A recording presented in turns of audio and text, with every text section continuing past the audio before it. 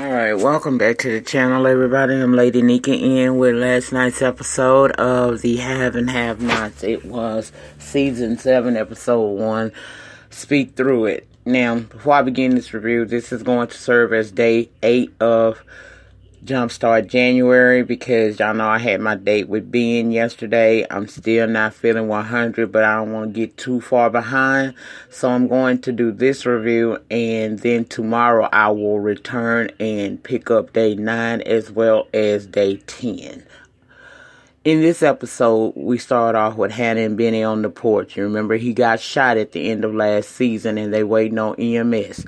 She praying and reminiscing about him as a baby. She says she can still recall to this day the breath that he had as an infant. Finally, we see EMS arrive.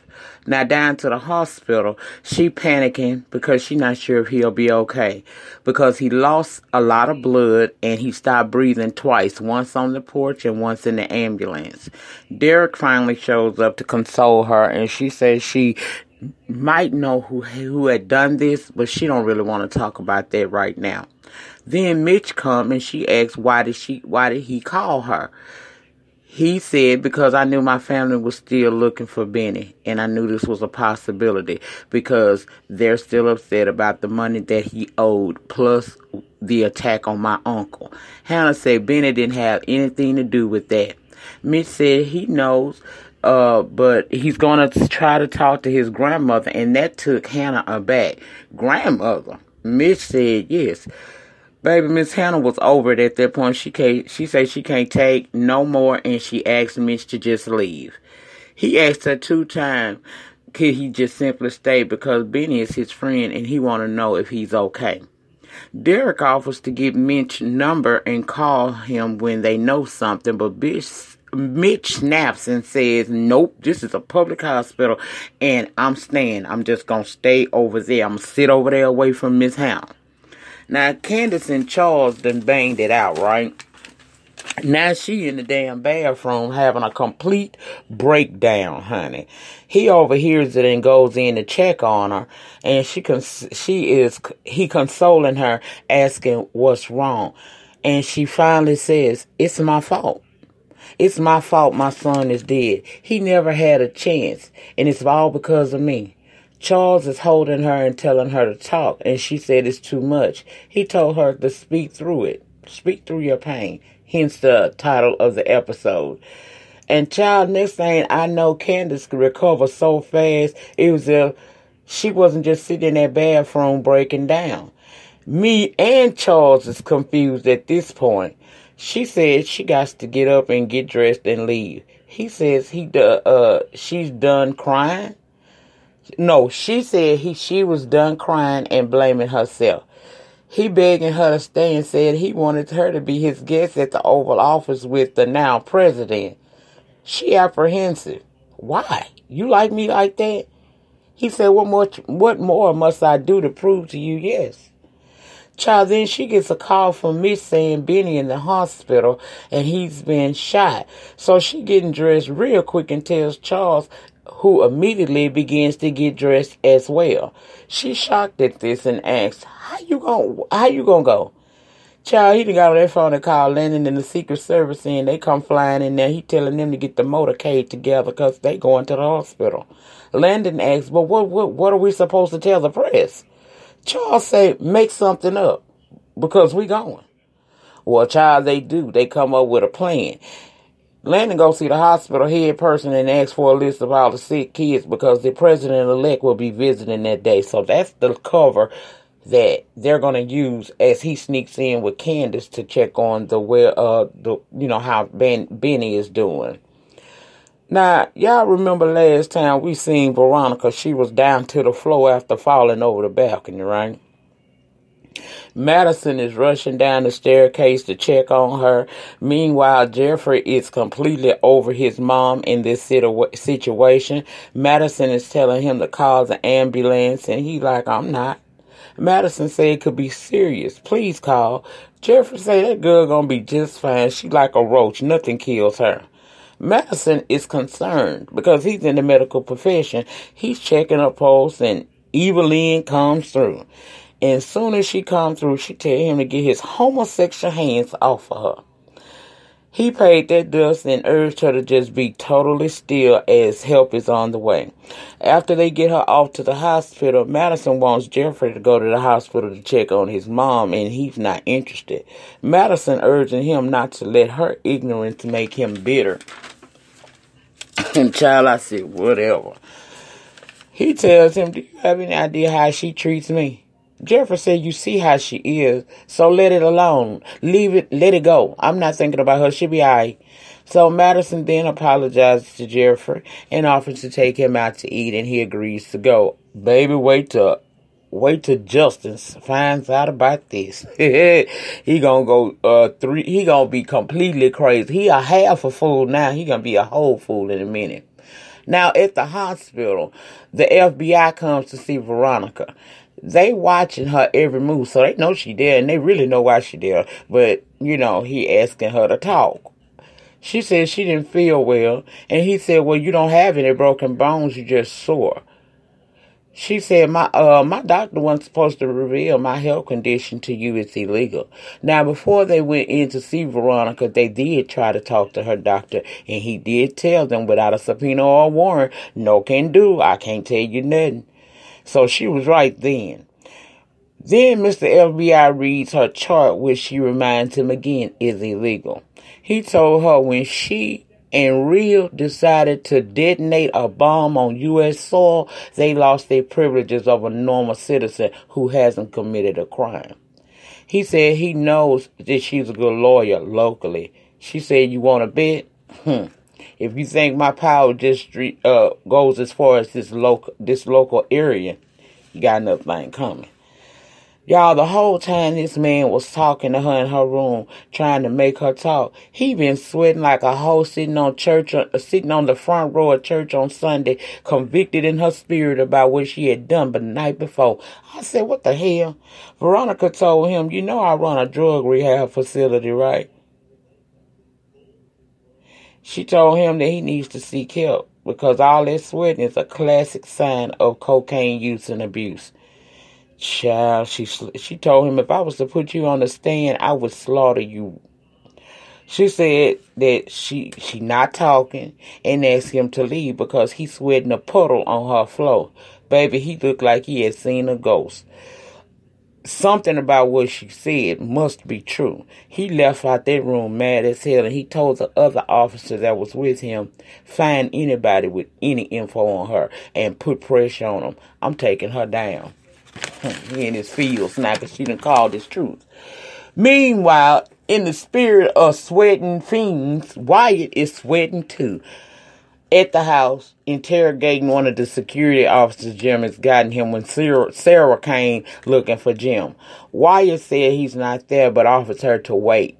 And he asking her all these kind of questions, and rather aggressively, if you ask me, until she has enough and said, look, I'll just wait outside. Now, Catherine at the hotel with old boy, y'all forgive me, I don't remember his name, put it in the panic. She assumed he was on the up and up, but, he confessed about the prostitution ring, and now, being ran in the hotel by him and a few others, to include Candace.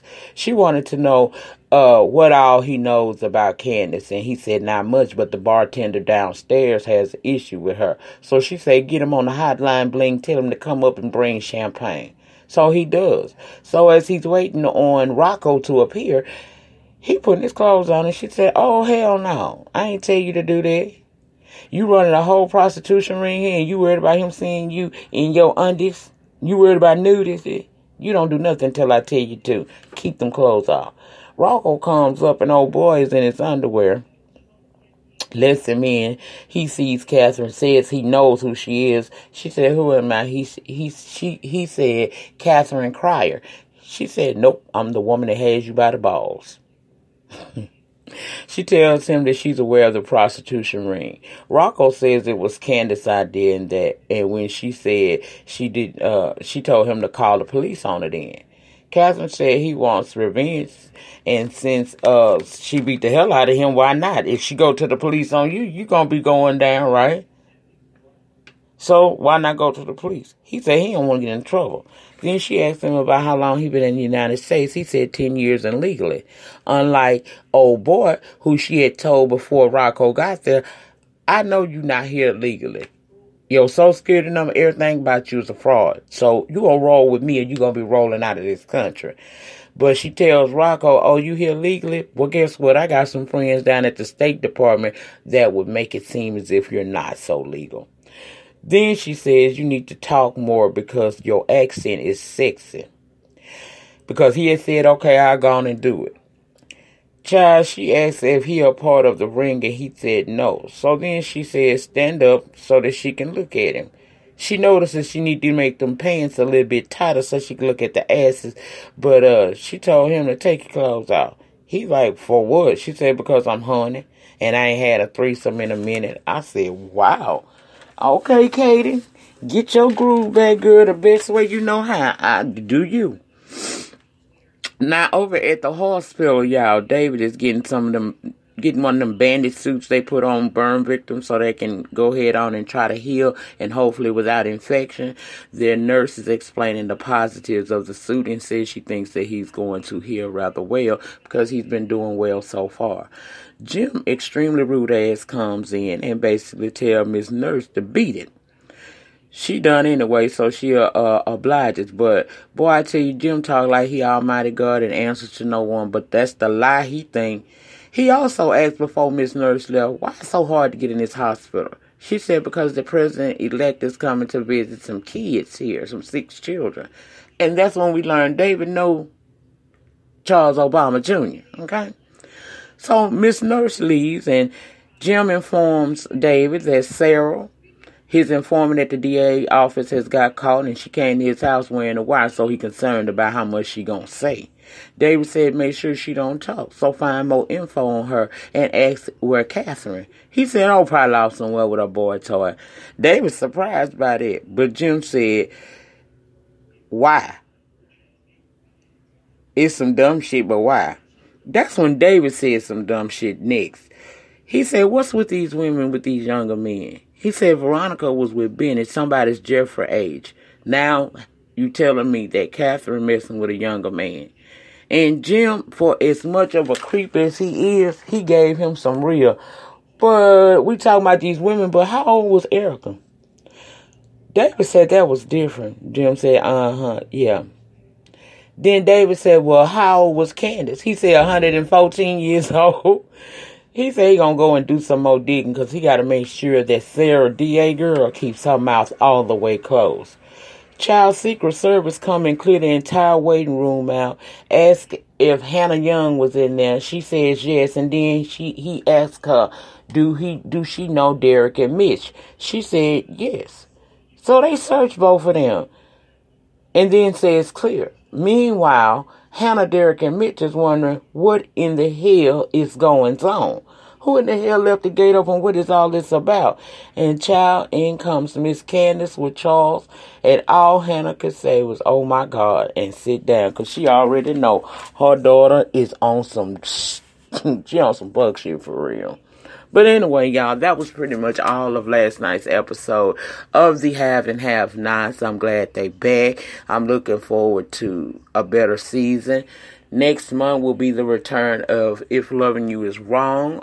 I am finally glad that they are coming back. I thought it was January of 2019, but it's February of 2019. So for those of you who like that show, fear not, I will be reviewing that as always. And again, guys, I'm not feeling my best today. Sometimes it takes being a couple of minutes to get up and through here. So I'm going to bow out gracefully, and I will return on tomorrow. If you do not hear from me today, I will definitely be here tomorrow, and you can start dropping fuck shit Friday topics in this video. I'm going to mention it on my next video, and we're going to try to see what we can do to make that pop as well. This week's Fuck Shit Friday will not be live. I will do a pre-recorded video, and yeah. If I'm feeling good, I'm gonna fool with a yarn to fix my life this this turn too. It just depends on how I feel. But again, I want to thank each and every one of my subscribers, the new ones. Welcome to the channel.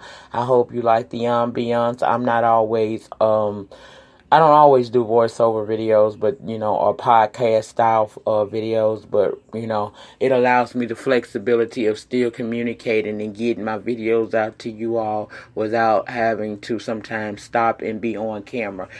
And for all of you who have understood that and rocked with me anyway, thank you. I appreciate that. Better days are coming, but today ain't one of them. I'm finna lay down and get me some rest. You guys remember, the depth of your struggle will determine the height of your success. In the meantime, in between time, please remember to rate the video. Comment down in the comment section. Let me know your thoughts and opinions. And what is Catherine Boyd toy name? I done forgot they been gone so damn long. Subscribe to my channel for the free 99 if you haven't already. And I will see you guys on the next video. Have a great remainder to your... What day is this? Wednesday? Yeah. Have a great one. Peace.